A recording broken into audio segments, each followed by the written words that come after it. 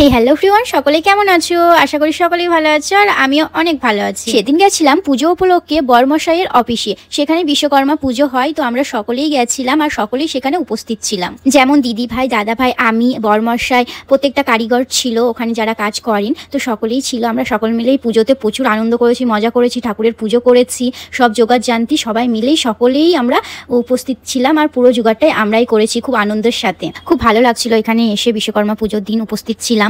যেহেতু অনেক সকালে গেছিলাম, আমরা গেছিলাম ওই 6:30 7টা নাগাদ গেছিলাম আর উঠেছিলাম 5:30টার দিকে। এখানে ঠাকুরমশাই চলে এসেছে, ওই 9টা 10টা পর্যন্ত মনে হয় ঠাকুরমশাই এসেছিল আর পুজো কমপ্লিট হতে 12টা 12:30 বেজে গেছিল। যেহেতু এখানে দায়িত্বটাও বরমশাইয়ের সকলেরই একটু বেশিই ছিল, কারণ নিজেরই দোকান আর নিজের অফিসেরই পুজো হচ্ছে, তো একটু সকাল করে আসতে হবে, জোগাড় জানতে করতে হবে, সেই জন্য খুব সকাল সকাল আমরা চলে এসেছিলাম। আর এখন অঞ্জলি দেওয়া হয়ে গেছে, হোম পুজোও হয়ে গেছে। ওখানে খুব ধোয়া হচ্ছিল বলে আমি একটু বাইরে এলাম আর ভিডিও করছিলাম। পুজো কমপ্লিটের পর আমাদেরকে প্রসাদ দিয়েছিল। দেখো আমরা এখন প্রসাদ খেয়ে একটু বাইরে এসেছি। বাইরে দেখো ওয়েদারটা কি সুন্দর লাগছে না, আকাশটা সেই হেভি সুন্দর লাগছে, আমার তো খুব ভালো লাগছিল। এখানে আমি অনেক ফটো তুলেছি, তোমরা আগের ভিডিও বা ছবিতে দেখতেই পাবে যে আমি এখানেই কিন্তু ছবিগুলো তুলেছি। আকাশটা বেশ ভারী সুন্দর লাগছে, তাই না? এখানে আকাশটা যেরকম সুন্দর লাগছে, ব্যাকগ্রাউন্ডটাও কিন্তু খুবই সুন্দর লাগছে, তাই না? আমি বরমশাইকে বলছিলাম আমাকে এখানে নিয়ে আসবে, হ্যাঁ, এক সময়, তাহলে আমি ভালো ভিডিও বানাতে পারবো আর ব্লগও দিতে পারবো, তোমাদের সঙ্গে শেয়ার করতে পারবো।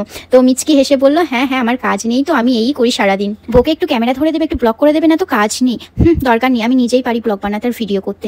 তো দেখো এখানে যাই হোক, এখানে আমরা চলে এসেছি বাড়ির দিকে। তো খাবার দাবার ওখানেই ব্যবস্থা করা হয়েছিল, আমরা ওখানে খাইনি, মানে অফিসে খাইনি, তো বাড়ি গিয়েই খাবো, সেই জন্য এখন আমরা বাড়ি যাচ্ছি। তোমাদের সঙ্গে গল্প করতে করতে আমি বাড়ি এখন পৌঁছে গেছি আর বড্ড খিদে পেয়েছে আর ঘড়ি কাটা ধরে এখন 2টো বাজছে।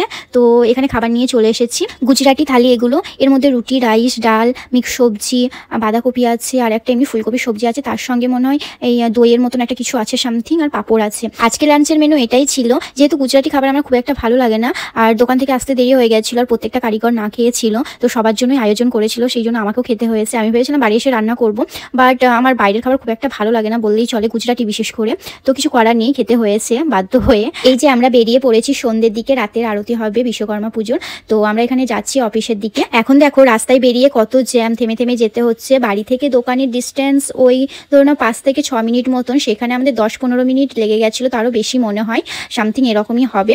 তো অনেক বাধা পেরিয়ে আমরা এখন পৌঁছে গেছি অফিসে। অফিসে ঢুকেই দেখো আমরা দুজনাই বদমাশি করছি এখানে, ননা তো বাচ্চা, ও তো বদমাশি করছে, ওর সঙ্গে আমিও করছি। এই দেখো আমাদের এখন শেড মশাই চলে এসেছে, প্রচুর হিসাব করছে, প্রচুর মাথায় টেনশন, অফিসের এখন সবকিছু দায়িত্ব ওনার ওপর।